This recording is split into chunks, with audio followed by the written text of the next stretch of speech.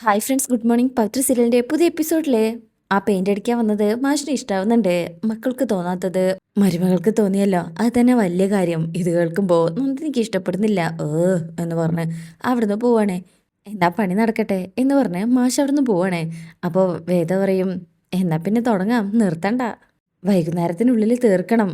അപ്പോൾ വിശ്വം പറയും, ഞങ്ങൾ റെഡി അല്ല ശ്രീജെ എന്ന് പറഞ്ഞ് 3 പേരും കൂടെ അത് ക്ലീൻ ചെയ്യാം, പെയിന്റ് അടിക്കുകയൊക്കെ ചെയ്യാണ്. ശേഷം പിന്നീട് കാണിക്കുന്നത് വിനായകൻ ഇതൊന്നും അറിഞ്ഞിട്ടില്ല. റൂമിൽ കണക്കൊക്കെ നോക്കിക്കൊണ്ടിരിക്കുമ്പോൾ നന്ദിനി അങ്ങോട്ട് വരും. എന്താ പണി? ആ, ഞാനിവിടെ കണക്കൊക്കെ കൂട്ടിയായിരുന്നു. എന്ത് കണക്ക്? വിനായകൻ പറയും, എടി പറഞ്ഞു വെച്ചിരിക്കുന്ന കച്ചവട കണക്കില്ലേ എനിക്ക് കിട്ടുന്ന ലാഭം. നന്ദിനി പറയും, അയ്യോ മോനെ, അത് മനക്കണക്കാ, കണക്കല്ല. ശരിക്കുള്ള കണക്ക് നിങ്ങൾ കാണാൻ പോകുന്നേ ഉള്ളൂ. എന്ത് കണക്ക്? നന്ദിനി പറയും, ബിസിനസ് കണക്ക്. നീ എന്താടി പറയുന്നേ? നന്ദിനി പറയും, ചെന്ന് നോക്ക്, ശ്രീചേർത്തിയും വിഷേട്ടനും കൂടെ പുതിയ ബിസിനസ് തുടങ്ങാൻ പോകുന്നു. എന്ത് ബിസിനസ്?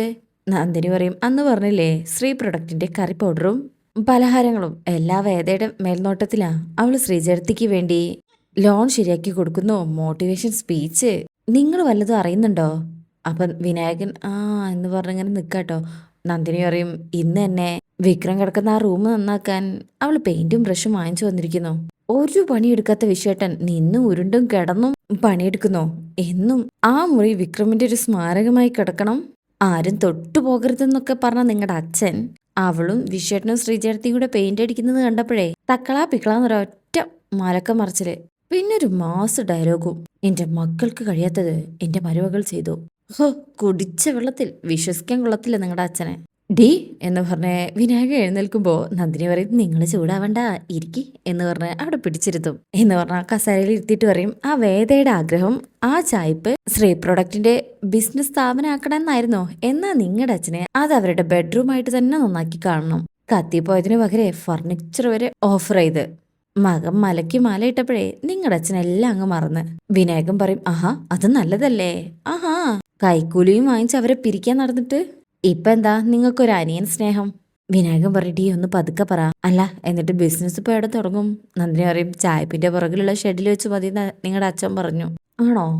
നന്ദിനി പറയും, അതെ, എന്തായാലും തകൃതിയായിട്ട് പണി നടക്കുന്നുണ്ട്. വിനായകൻ പറയും, എന്തായാലും ഇത് നന്നായി, വിശ്വേട്ടനൊരു എൻഗേജ്മെന്റ് ആയല്ലോ. എടി, വേറൊരാളുടെ കീഴിലേ വിശ്വേട്ടന് ഇങ്ങനെ നിൽക്കാൻ പറ്റില്ല. നന്ദിനിക്ക് ഇതൊന്നും ഇങ്ങോട്ട് പിടിക്കുന്നില്ല കേട്ടോ. ഇതാവുമ്പോ സ്വന്തം അല്ലേ. വിശ്വേട്ടൻ രക്ഷപ്പെട്ട് കാണാൻ വേദക്കെങ്കിലും സഹായിക്കാൻ തോന്നിയല്ലോ, അതും ശ്രീചേർത്തിയുടെ പേരിലായത് വളരെ നന്നായി. ഒരു ഉത്തരവാദിത്തമൊക്കെ ഉണ്ടാവേ. നന്ദിനി ഇങ്ങനെ നോക്കുമ്പോ വിനായകൻ ചോദിക്കും, നന്ദിനി പറയും, അല്ല, ഈയിടെയായിട്ട് നിങ്ങൾക്ക് ഇത്തിരി കുടുംബസ്നേഹം കൂടിക്കൂടി വരുന്നുണ്ട്. വിനായകൻ പറയും, ഒരുമിച്ച് താമസിക്കുമ്പോൾ നമ്മൾ ചില കാര്യങ്ങളൊക്കെ ചെയ്യേണ്ട നന്ദിനി, അത്രേ ഉള്ളൂ. എന്നാ ശരി എന്ന് പറഞ്ഞ് ആ പേപ്പറൊക്കെ അവിടെ മടക്കി വെച്ചിട്ട് വിനായകൻ റൂമിൽ നിന്ന് പുറത്തു പോകാൻ തുടങ്ങുകയാണ് അവരെ സഹായിക്കാനായിട്ട്.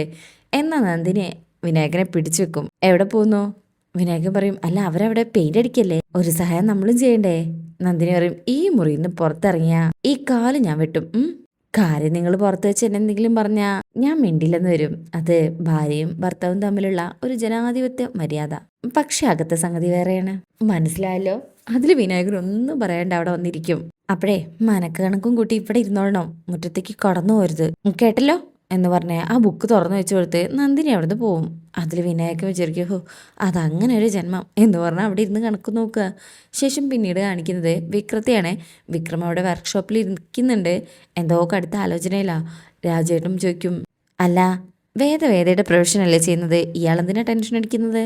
വിക്രം പറയും, വേദ അവളുടെ ജോലി ചെയ്യുന്നതിൽ എനിക്ക് എന്ത് കുഴപ്പം, പക്ഷേ ഇപ്പുറത്ത് ശ്രീനി സാർ ആയിപ്പോയില്ലേ. ജോസഫ് പറയും, വേറൊരു വക്കീലിനെ വെച്ച് ശ്രീനി സാറോട് വാദിക്കാൻ പറയണം നീ. അനിയൻകുട്ടൻ പറയും, സാറിനാണോ വക്കീലിനെ കിട്ടാൻ പ്രയാസം? വിക്രം പറയും, വക്കീലിനെ കിട്ടാത്ത പ്രശ്നമല്ല അനിയൻകുട്ട, നിനക്കത് പറഞ്ഞാൽ മനസ്സിലാവില്ല. അപ്പൊ രാജേട്ടൻ പറയും, എനിക്ക് മനസ്സിലായി. തേരാട്ടിൽ ശ്രീധരന്റെ പരാതിയിലെ ശ്രീകാര്യം ശ്രീനിവാസന് കേസ് വന്ന വിക്രം അടക്കം കൂട്ടുപ്രതിയാവും. പല കാര്യങ്ങളും മുന്നിൽ നിന്ന് നടത്തിക്കൊടുത്തതിലെ വിക്രം സ്വാമിക്ക് വലിയ റോളുണ്ടല്ലോ. അപ്പൊ വിക്രം പറയും, അങ്ങനെ ഒരു സന്ദർഭം വന്നാൽ ആ കുറ്റം ഞാൻ ഏറ്റെടുക്കില്ലെന്ന് രാജേട്ടന് തോന്നുന്നുണ്ടോ? ശ്രീനി സാറിന് വേണ്ടി ചെയ്യേണ്ടി വന്നാൽ ചെയ്യണം. രാജേട്ടൻ ചോദിക്കും, ഇയാൾ എന്തായി പറയണേ, ഇയാളുടെ തലയ്ക്ക് എന്താ ഓളുണ്ടോ? അങ്ങനെ ഒരു സന്ദർഭം വന്നാൽ കുറ്റം ഏറ്റെടുക്കല്ല വേണ്ടത്, ശ്രീകാര്യ ശ്രീനിവാസന്റെ പ്രേരണയിൽ ചെയ്തതൊക്കെ ഏറ്റുപറഞ്ഞ് മാപ്പുസാക്ഷിയാവാണ് വേണ്ടത്.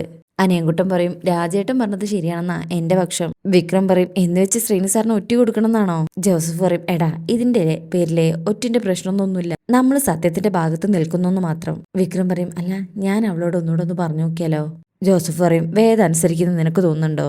രാജേട്ടൻ പറയും ഇനി ഈ കാര്യം പറഞ്ഞ് ആ കുട്ടിയായിട്ട് വഴക്കിടേണ്ട കാര്യമില്ല.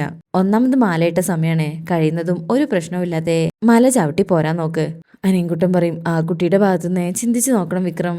മറ്റൊരു വീട്ടിൽ നിന്ന് വന്ന പെൺകുട്ടിയെ പോലെയാണോ നിങ്ങളോട് വേദ പെരുമാറുന്നത്? ശരിക്കും നിങ്ങളുടെ കുടുംബാംഗത്തെ പോലെയല്ല ആ കുട്ടി. രാജേട്ടൻ പറയും സ്വാമിയുടെ ജീവിതത്തിലെ ആ കുട്ടി ഒരുപാട് മാറ്റം കൊണ്ടുവന്നു. നിങ്ങളെയൊന്നും ആശ്രയിക്കാതെ സ്വന്തം കാലിൽ നിൽക്കാൻ തുടങ്ങി. നിങ്ങളുടെ വിശ്വേട്ടന്റെ ഭാര്യയ്ക്ക് സ്വയം തൊഴിലിനുള്ള ഒരു വഴി കണ്ടെത്തി കൊടുത്തു. അത്രയ്ക്ക് കുടുംബത്തിന് വേണ്ടി ചെയ്യുന്ന ഒരാളോട് നമ്മൾ കാണിക്കേണ്ട മര്യാദയില്ലേ? വിക്രം അതൊക്കെ കേട്ടിട്ട് പറയും അതൊക്കെ ശരിയാ, പക്ഷേ ഇങ്ങനൊരു കേസ് തന്നെ ഏറ്റെടുക്കണമെന്ന് അവൾക്ക് എന്താ എത്രയ്ക്ക് നിർബന്ധം? രാജേട്ടൻ പറയും അതവളെ തേടി ചെന്നതല്ലല്ലോ, അവളെ തേടി ശ്രീധരൻ തേരാട്ടിൽ അങ്ങോട്ട് ചെന്നതല്ലേ. ജോസഫ് പറയും ആ കേസ് വേദയെ ഏൽപ്പിക്കാൻ ചക്രവാണി സാറിന് തോന്നിയത് തന്നെ വേദയുടെ കാര്യത്തില് വിശ്വാസം ഉള്ളതുകൊണ്ടല്ലേ. വിക്രം പറയും എന്നാലും ശ്രീനി സാറിന് എന്ത് തോന്നും? രാജേട്ടൻ പറയും അത് കാര്യാക്കണ്ട, ആ കുട്ടിയുടെ പ്രൊഫഷൻ ആ കുട്ടി ചെയ്യുന്നു. അതിന്റെ പേരിൽ ഒരു കേസ് വന്നാലേ അത് നടത്താൻ പ്രാപ്തിയുള്ള ആളാണ് ശ്രീനി സാറ്. ആളോട് അത് നടത്താൻ പറയാ. പക്ഷേ ഒരു കാര്യം ഞാൻ പറയാം, ആ കേസ് കാരണം വിക്രം സ്വാമിക്ക് എന്തെങ്കിലും ദോഷം വരുന്നുള്ള ഘട്ടം വന്നാൽ വേദ ആ കേസ് ഒഴിയും. കാരണം ആ കുട്ടിക്ക് വിക്രംസ്വാമിയുടെ അത്രയ്ക്ക് ഇഷ്ടമാണ്. ജോസഫ് പറയും ആ കാര്യത്തില് ഞങ്ങൾ രാജേട്ടനോടൊപ്പം തന്നെയാ അല്ലേടാ അനിയൻകുട്ട. അപ്പൊ അനിയൻകുട്ടൻ ആ പണി നിർത്തിയിട്ട് പറയും മല ചവിട്ടി വന്നാ ആ ഇഷ്ടം അങ്ങ് കൊഴുക്കണം. അനാകൃത കുസുമങ്ങൾ പോലെ തനിയെ വിടർന്ന് കൊഴിഞ്ഞു പോകാനുള്ളതല്ല നിങ്ങളുടെ ദാമ്പത്യം, അത് കായ്ക്കണം അല്ലേ രാജേട്ടാ. രാജേട്ടൻ പറയും മാല ഇട്ടോണ്ട് പറയേണ്ട വർത്താനാണോ നീ പറയണേ? അനിയൻകുട്ടൻ പറയും മാല ഇട്ടോണ്ടാ ഞാൻ ഇത്രയും നല്ല ഭാഷ ഉപയോഗിച്ച്, അല്ലെങ്കിൽ പച്ചയ്ക്ക് പറഞ്ഞനെ. ഇത് കേൾക്കുമ്പോ എല്ലാരും ചിരിക്കും. വിക്രവും എല്ലാം പറഞ്ഞു കഴിഞ്ഞ അനിയൻകുട്ടൻ ഒന്ന് ശരണം വിളിക്കാം. കൂടെ എല്ലാരും വിക്രം ഇങ്ങനെ ചിരിക്കുന്നുണ്ട്, നാണൊക്കെ വന്നിട്ടുണ്ട്. ശേഷം അവിടുന്ന് കട്ട് ചെയ്തിട്ട് പിന്നീട് കാണിക്കുന്നത് ഇവിടെ എല്ലാരും ഇപ്പോഴും പെയിന്റ് അടിക്കുന്ന തിരക്കിലാണ്. ശ്രീജ ജോലി ചെയ്യുന്നതിനിടയിൽ വിശ്വത്തെ നോക്കുകയാണേ. ഇത്രയും കാലത്തിന്റെ ഇടയിൽ ഇങ്ങനെ ജോലി എടുക്കുന്ന വിശ്വട്ടനെ ഞാൻ ഇതുവരെ കണ്ടിട്ടില്ല. വിക്ഷം പറയും അത് വേദയുടെ സ്വാധീന. ശ്രീജ പറയും അക്കാര്യത്തിൽ ഒരു സംശയമില്ല. വേദ പറയും ആർക്കും അങ്ങനെ ആരെയും സ്വാധീനിക്കാൻ കഴിയില്ല ശ്രീജടുത്തി, അവരവർക്കും ഒരു തോന്നൽ വേണം. ഈ കെട്ടിടം നേരെയാക്കണം എന്ന് വിശ്വേട്ടന് മുമ്പേ ഒരു തോന്നലുണ്ടായിരുന്നു. അതിനോട് വേണ്ടിയിട്ടല്ലേ അന്ന് ഓഫീസിൽ നിന്ന് പണം ആവശ്യപ്പെട്ടത് അല്ലേ വിശ്വേട്ടാ? വിശ്വേട്ടന് വിക്രത്തോട് ഒരു പ്രത്യേക താല്പര്യം ഉണ്ടെന്ന് എനിക്ക് നന്നായിട്ട് അറിയാം. വിശ്വം പറയും അത് പിന്നെ ഇല്ലാതിരിക്കോ, അവൻ എന്റെ കൂടെ അങ്ങനെയല്ലേ വളർന്നത്. അങ്ങനെ ഇവര് സംസാരിച്ചുകൊണ്ട് നിൽക്കുമ്പോ അങ്ങോട്ട് കമല വരും. മക്കളെ ഇനി കഴിച്ചിട്ടാവാം, അച്ഛൻ ഇരിക്കാറായി, ഒരുമിച്ചിരിക്കാന്ന് പറയുന്നു. അപ്പൊ വിശ്വം പറയും ഇതാ വരുന്നമ്മേ, ഇതിപ്പോ കഴിയും, അച്ഛനോട് ഇരിക്കാൻ പറ. അപ്പോഴേക്ക് ശ്രീജ പറയും അത് വേണ്ട വിശ്വേട്ടാ, അച്ഛൻ വിളിക്കുമ്പോ ഒഴിവ് പറയാൻ നിൽക്കണ്ട. അപ്പൊ വേദയും പറയും അതെ, ഇനി അച്ഛനോടൊപ്പം ഭക്ഷണം കഴിച്ച് 1 മണിക്കൂർ റെസ്റ്റ്, ബാക്കി പണി അത് കഴിഞ്ഞിട്ട് ചെയ്യാം. ഞാൻ വിക്രമിനെ ഒന്ന് വിളിക്കട്ടെ, എത്താറായോന്ന് അറിയാലോ എന്ന് പറഞ്ഞ് വേദ അവിടുന്ന് പോകും. എല്ലാരും ഇങ്ങനെയൊക്കെ നല്ല സ്നേഹത്തിൽ നിൽക്കുന്ന കാണുമ്പോൾ കമലയ്ക്ക് ഒരുപാട് സന്തോഷമാവുന്നുണ്ട്. ശേഷം വേദ വിക്രമിനെ വിളിക്കണേ. വിക്രം എങ്ങോട്ടോ പോയിക്കൊണ്ടിരിക്കുമ്പോഴാ ആ കോള് വരുന്നത്. വിക്രം ഫോൺ എടുത്തിട്ട് എന്താ വേതാളം? വേദ ഇതേ വേണ്ട സ്വാമിയാണ്. വിക്രം പറയും എന്നാ പറയൂ വേതാള വനിതാ രക്തമേ. വേദ ചിരിച്ചുകൊണ്ട് വയ്ക്കും എവിടെ എത്തി? എന്തേ? വേദ പറയും അച്ഛനിപ്പോ ഉണ്ണാൻ വിളിച്ചു. എന്നെയോ? വേദ പറയും അല്ലാണ്ട് പിന്നെ എന്നെയോ?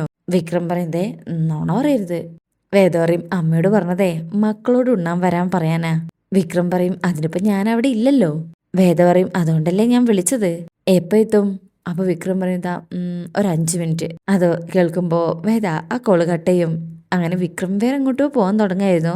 പിന്നെ അങ്ങോട്ട് പോവാതെ വണ്ടി തിരിച്ച് വീട്ടിലേക്ക് പോവാണ്. അങ്ങനെ വിക്രം തിരികെ വീട്ടിലേക്ക് വരിക കേട്ടോ. വീട്ടിലെത്തുമ്പോ വേദ ഉമ്മറത്തേക്ക് വരും. ആഹാ നല്ല ആളാട്ടോ, 5 മിനിറ്റ് എന്ന് പറഞ്ഞിട്ട് ഇപ്പൊ 1/2 മണിക്കൂർ കഴിഞ്ഞു. വിക്രം പറയും നീ എന്തിനാ എന്നെ കാത്തിരുന്നത്, നിനക്ക് കഴിക്കായിരുന്നില്ലേ?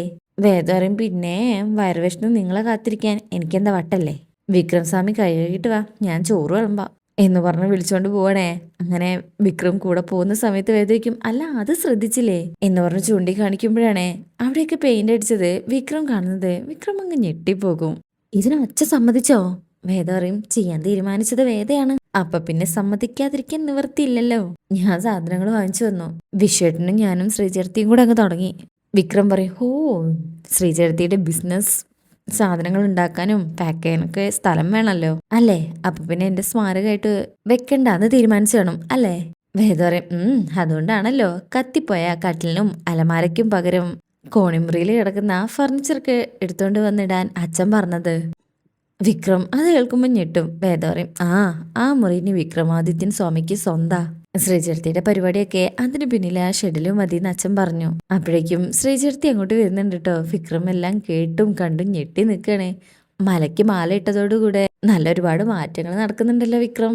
ഇനി ഇതുപോലെ അങ്ങ് പോയാൽ മതി കേട്ടോ.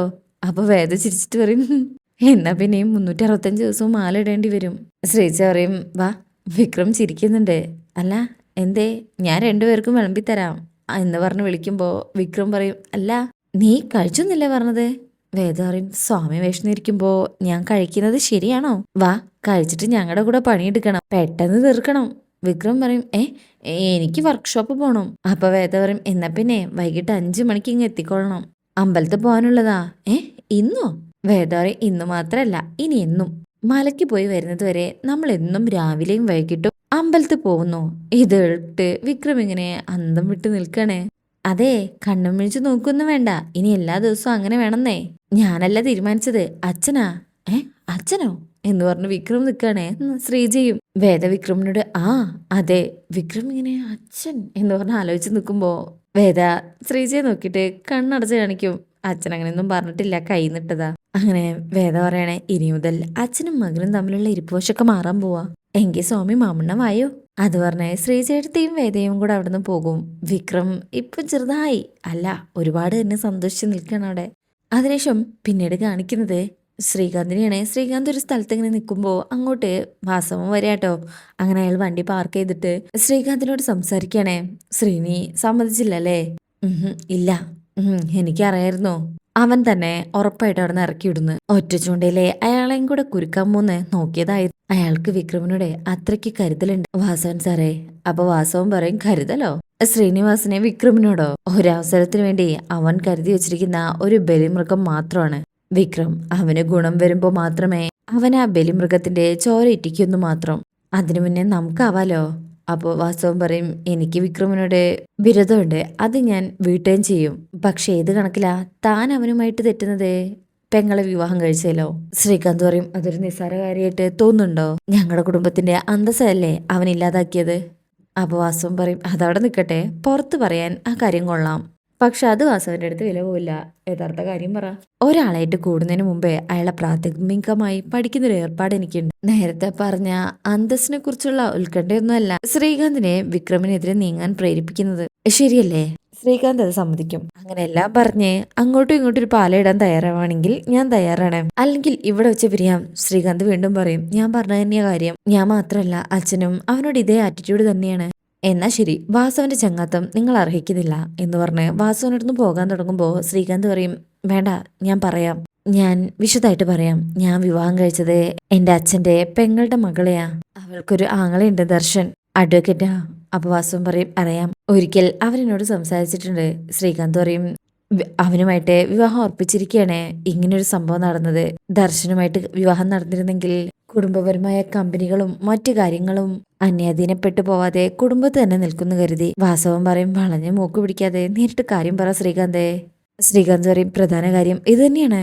അപ്പൊ വാസവൻ പറയും എങ്കിൽ ഞാൻ പറയാം. നിങ്ങളുടെ കുടുംബത്തിന്റെ പേരിലുള്ള എല്ലാ ബിസിനസ്സും തുടങ്ങി വെച്ചത് ശരിക്കും നിങ്ങളുടെ അച്ചാച്ചൻ, അതായത് ശങ്കരനാരായണന്റെ അച്ഛനാണ്. നിങ്ങളുടെ അച്ഛൻ ജുഡീഷ്യൽ സർവീസിലായതുകൊണ്ട് നേരിട്ട് ബിസിനസ്സിൽ ഇടപെടാൻ കഴിയില്ലായിരുന്നു. അതുകൊണ്ട് അച്ഛച്ചന്റെ കാലം കഴിഞ്ഞപ്പോ അത് താനും ഭാര്യയുടെ അച്ഛൻ ചന്ദ്രശേഖരനും കൂടെ ഏറ്റെടുത്തു. പക്ഷെ അപ്പോഴാണ് മരിക്കുന്നതിന് മുമ്പ് അച്ചാച്ചനൊരു പണി ഒപ്പിച്ചു വെച്ചാ പോയതെന്ന് നിങ്ങൾ അറിയുന്നത്. 3 കമ്പനികളിൽ 2 പൂർണ്ണ അവകാശവും മൂന്നാമത്തതിന്റെ 60% ഓഹരിയും അദ്ദേഹം വേദ എന്ന നിങ്ങളുടെ പെങ്ങടെ പേരിൽ എഴുതി വെച്ചിരിക്കുകയായിരുന്നു. ഒപ്പം കമ്പനിയുടെ ലാഭവിഹിതം മറ്റു 2 മക്കൾക്കും വീതിച്ചു നൽകണമെന്ന് പ്രത്യേകം എഴുതി വെച്ചു. അടച്ച ബില്ലിനെ കുറിച്ച് നിങ്ങൾ അറിഞ്ഞത് വൈകിയാണ്. അതുകൊണ്ടാ അഡ്വക്കേറ്റ് ദർശനെ കൊണ്ട് വേദയെ കെട്ടിക്കാൻ നിങ്ങൾ തീരുമാനിച്ചത്. പക്ഷേ വിധി വേദയുടെ ജീവിതം ഇങ്ങനെയാക്കി തീർത്തു. ഇപ്പോ നിങ്ങളുടെ ഭയം ഇതൊന്നുമല്ല. വേദയുടെ ഭർത്താവെന്ന അധികാരം വെച്ച് വിക്രം ഏത് നിമിഷവും നിങ്ങളുടെ ഓഫീസിലേക്ക് കയറി വരാന്നും നിങ്ങളിരിക്കുന്ന കസേരയിൽ ഇരിക്കുന്നും നിങ്ങൾ ഭയപ്പെടുന്നു. എന്താ ഞാൻ പറഞ്ഞത് ശരിയല്ലേ? അപ്പൊ ശ്രീകാന്ത് ഇങ്ങനെ തലയാട്ടും. ശരിയാണ്. വാസവൻ പറയും വിക്രം ഇല്ലാതാവേണ്ട ആവശ്യം നിങ്ങൾക്കതാണ്. അതെ ശരിയാ, അവൻ അവസാനിച്ച എങ്ങനെയെങ്കിലും അവളെ വീട്ടിലേക്ക് തിരിച്ചെത്തിക്കാം. വാസവൻ പറയും ദർശനെ കൊണ്ട് നിർബന്ധിച്ച് വിവാഹവും കഴിപ്പിക്കാം അല്ലേ? അപ്പൊ ശ്രീകാന്ത് പറയും അതെ. അത് നടന്നാ എനിക്ക് എന്താ ഗുണം? ശ്രീകാന്ത് ഒന്നും പറയുന്നില്ല കേട്ടോ. ഇപ്പൊ പറയണ്ട, നിങ്ങൾ പോയി അമ്മായിയപ്പനോടൊന്ന് ആലോചിക്ക്. ഇതൊരു പുതിയ ബന്ധാവട്ടെ എന്ന് പറഞ്ഞ് കൈ കൊടുത്ത് അവര് പിരിയാട്ടോ. അങ്ങനെ ശേഷം പിന്നീട് കാണിക്കുന്നത് അവിടെ വിക്രമിന്റെ വീട്ടിലാണ്. എല്ലാരും പെയിന്റ് അടിക്കാൻ തുടങ്ങിയിട്ടുണ്ട്. ഇപ്പോ വിക്രമിന്റെ റൂമിലെത്തിയിട്ടുണ്ട്. ശ്രീജയും വിഷവും മാത്രല്ല വിക്രവും കൂടെ ഇപ്പൊ കൂടിയിട്ടുണ്ട് കേട്ടോ. അങ്ങനെ ശ്രീജ പറയും വേദേ ഞാൻ ഈ തറയുന്ന അടിച്ചു കഴുകട്ടെ. അപ്പൊ വേദ പറയും ഏയ് വേണ്ട, അത് നന്ദിനിയടുത്ത് ചെയ്തോളും. നന്ദിനിയോ? അപ്പൊ വിക്ഷോം പറയും എന്തിനാ വേദേ ആവശ്യമില്ലാത്ത കാര്യ ആഗ്രഹിക്കുന്നത്, നിങ്ങൾ അങ്ങോട്ട് മാറി നിൽക്ക്, ഞാൻ ചെയ്തോളാം. വേദ അപ്പോഴും പറയും വേണ്ട, അത് നന്ദിനിയടുത്ത് ചെയ്തോളും. ശ്രീജ പറയും വെറുതെ അവളുടെ വായിലിരിക്കുന്നത് എന്തിനാ മോളെ കേൾക്കുന്നത്. അപ്പൊ വിക്രം പെയിന്റ് അടി നിർത്തിയിട്ട് പറയും ഇത് ഞാനും വിശ്വട്ടനും കൂടെ ചെയ്തോളാം, നിങ്ങൾ അങ്ങ് പൊക്കോ. വേദ പറയും നിങ്ങൾ എന്തായാലും ചെയ്യണ്ട, ഇത് നന്ദിനിയടുത്ത് ചെയ്തോളും. ശ്രീജ പറയും അവള് സമ്മതിക്കില്ല വേദേ. അപ്പൊ വേദറയും സമ്മതിക്കാനുള്ള ട്രിക്കൊക്കെ എൻ്റെ കയ്യിലുണ്ട്, അതിനൊരു സൂത്രപ്പണിയുണ്ട്, ഞാനിപ്പോ വരാം എന്ന് പറഞ്ഞ് വേദ അവിടുന്ന് പോവാ. അതെന്തുവാ എന്ന് പറഞ്ഞ് ഇവരും പിന്നാലെ ചെല്ലും. വിക്രവും അതിങ്ങനെ നോക്കുന്നുണ്ട് കേട്ടോ. ശേഷം പിന്നീട് കാണിക്കുന്നത് ഇവിടെ ആണെങ്കില് നന്ദിനി റൂമില് അതായത് ഹാളിലിരുന്ന് എന്തോ ചെയ്യണേ. ആ വിനായകൻ അവിടെ ഇരുന്ന് പത്രം വായിക്കുന്നുണ്ട്. അങ്ങനെ വേദ അവിടെ വന്ന് നന്ദിനെ നോക്കും. ശേഷം വിനായകൻ ചേട്ടാ ഒന്നിങ്ങ് വന്നേ. എന്താ വേദേ? വേദ പറയും ഒന്നിങ്ങ് വാ, ഒരു കാര്യം പറയാനുണ്ട്. അപ്പൊ നന്ദിനിക്കും അതെന്താ ഞാൻ കേട്ട കുഴപ്പമാണോ? വേദ പറയും അതെ ചേട്ടൻ വന്നേ എന്ന് പറഞ്ഞ് വിനായകനെ പിടിച്ച് അങ്ങോട്ട് പോവാണ്. കുറച്ച് മാറി നിന്ന് സംസാരിക്കുക. ഇവരിങ്ങനെ സംസാരിക്കുന്നത് നന്ദിനിയും മറ്റേ ഭാഗത്തുനിന്ന് വിശ്വവും വിക്രവും ശ്രീജയൊക്കെ ശ്രദ്ധിക്കുന്നുണ്ട്. ആർക്കും കേൾക്കുന്നില്ല. അങ്ങനെ വേദ കാര്യങ്ങളൊക്കെ സംസാരിക്കും. എന്താ വിനായകൻ ചേട്ടാ നന്ദിനിയടുത്തേ ചെയ്യില്ലേ? ആ അത് ഞാൻ പറയാം. വേദ പറയും പറഞ്ഞാ പോരാ, അത് ചെയ്യണം. ഇല്ലെങ്കിൽ അറിയാലോ ചില കാര്യങ്ങൾ ഞാൻ എല്ലാവരോടുമായിട്ട് അങ്ങ് വെളിപ്പെടുത്തും. എന്താ ചെയ്യിക്കാൻ പറ്റില്ലേ? പറ്റും പറ്റും, അവള് ചെയ്യും. അപ്പൊ വേദ പറയും എങ്കിലും വേഗം ആവട്ടെ. നന്ദിനി അവിടെ നിന്ന് ഇവരെങ്ങനെ നോക്കുന്നുണ്ട്. വിനായകൻ പറയും നന്ദിനി നീ ഒന്ന് ഇവിടെ വന്നേ. നന്ദിനി എന്ന് വെച്ച് ഊరికి കൈ വെച്ച് നിൽക്കുമ്പോ വിനായകൻ പറയും നീ അങ്ങോട്ട് ചെന്നേ ആ റൂമൊക്കെ ഒന്ന് കഴുകി വൃത്തിയാക്ക്. എന്തോന്ന്? വിനായകൻ പറയും ഡി വിക്രത്തിന്റെ മുറിയൊന്ന് അടിച്ചു കഴുകാൻ. അതാണോ ഇവള് മാറ്റി പറഞ്ഞത്? നേരിട്ട് പറഞ്ഞാൽ ഞാൻ ചെയ്യില്ലെന്ന് ഇവൾക്കറിയാം. അതുകൊണ്ട് നിങ്ങൾ വഴി ഒന്ന് ശ്രമിച്ചു നോക്കിയതായിരിക്കും അല്ലേ? തർക്കിക്കാതെ ചെന്ന് കഴുകു നന്ദിനി. നന്ദിനി പറയും എനിക്ക് മനസ്സില്ല. വിനായകൻ അപ്പൊ കേൾക്കുമ്പോൾ ദേഷ്യം വരുന്നുണ്ട്. വേദ ഇങ്ങനെ വിനായകനെ തന്നെ നോക്കി നിൽക്കുന്നത് കാണിച്ചുകൊണ്ടാ ഈ ഭാഗം കഴിയുന്നത്. എന്തായാലും നന്ദിനി അവിടേക്ക് ഒന്ന് ക്ലീൻ ചെയ്യുന്നുണ്ട്. അത് പ്രൊമോയിലുണ്ട് കേട്ടോ. അപ്പോൾ പ്രൊമോയുടെ ഡീറ്റെയിൽ ആയിട്ട് നമുക്ക് കാണാം. റിവ്യൂ ഇഷ്ടമായിട്ടുണ്ടെങ്കിൽ ചാനൽ അവരൊന്ന് ലൈക്ക് ചെയ്യുക, സബ്സ്ക്രൈബ് ചെയ്യുക, സപ്പോർട്ട് ചെയ്യുക. താങ്ക്